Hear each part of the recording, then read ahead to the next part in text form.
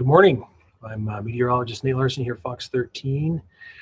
Want to give a quick weather update for your Saturday. Boy, it's gorgeous start to the day. It's cold, right? You notice some of the chilly temperatures. Winter's finally here. Seeing those bone-chilling temperatures. This is a live look from the Snow Basin camera showing kind of the frosty start after the storms that moved through. Some good, healthy snowfall, which was great. Finally, for some of the mountain areas, but let's kind of dive into more of what to expect. So folks that are already headed out skiing probably are already out the door, but temperatures are staying in the teens and 20s today.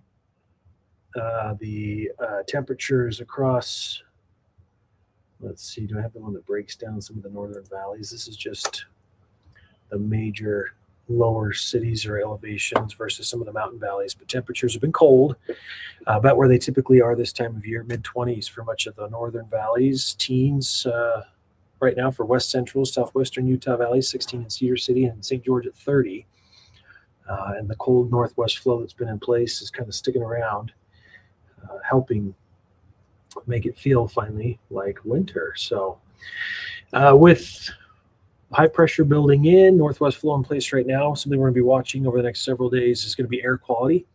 High pressure kind of acts like a lid. I've got a graphic for you we'll go over in just a minute, but right now, a live look from Natural History Museum camera over the south end of the valley showing the cloud cover that's been in place this morning starting to push east, clearing out.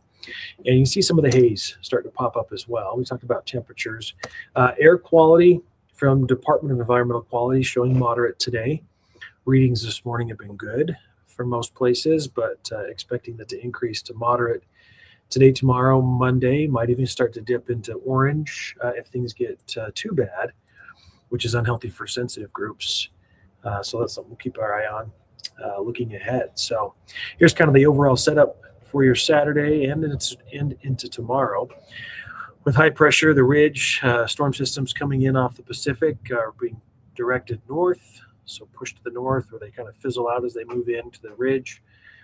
Trough of low pressure impacting the central, upper Midwest, northern plains, continuing to move east. There's the temperature graphic. That's showing just 9 degrees at Alta. 2 degrees at Bear River. They were -4 earlier this morning. And so it's going to be a really nice day. Just cold temperatures. So highs across Wasatch Front expected to stay in the mid-30s.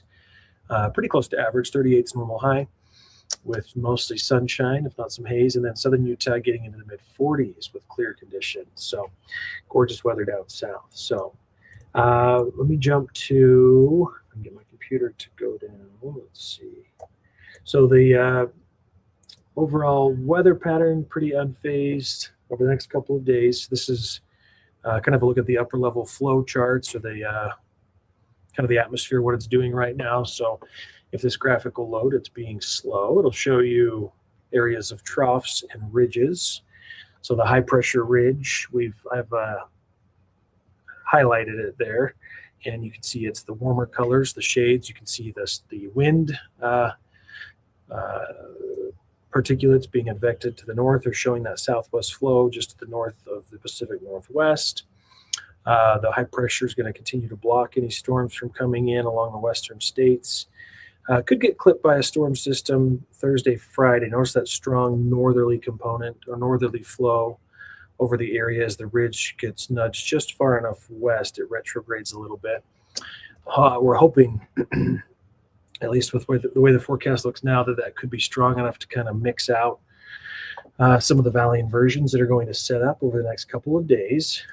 With the high pressure that's in place. So for those that maybe are newer here or don't quite remember what temperature inversions are, so this time of year with the way the valley or where we're located, right? We're located kind of in a bowl essentially here in the mountain valleys. And so cold air is more dense than the warmer air that's moving in on top. So with the low sun angle, we don't get a lot of heating on the ground right now. Some areas are even having snow on the ground. So areas that have snow covered surfaces likely see stronger temperature inversions set up because they're getting even less solar radiation and heating along the ground. So that cold air kind of pools in the valleys. Warmer air with the high pressure building in moves in over top of it and just kind of acts like a lid and suppresses it. So we start to accumulate any of the particulates that we emit from our vehicles, our homes, and all of that air gets stuck here in the valleys. And so we start to see those degrading air quality concerns with that type of setup. So Friday, hopefully we'll see a little bit of relief with that storm system clipping us to the east. Should help bring a little bit of relief there. Forecast in today, just mid to low 30s for much of the northern Utah valleys with mostly sunshine, just cold temperatures. Wasatch Front, mid 30s for the most part, becoming sunny, some haze out there, light winds today. Central Utah, more of the same, so kind of a wash, rinse, repeat weather pattern for most locations with temperatures in the mid 30s for areas like Fillmore. Southern Utah, sunshine today, cooler temperatures still in place, so just 45 in St. George, 37 Bryce Canyon with a nice warming trend expected for southern Utah throughout this next week. So 45 today to 51 tomorrow. Plan on low 50s on Monday with low 60s by Wednesday and Thursday. So nice conditions down in southern Utah. Northern Utah, partly cloudy, hazy. Plan on temperatures. I think we're going to stay in the mid 30s. So models are showing a warm up, but I think with the temperature inversion in place, I'll be surprised if we hit 40 degrees.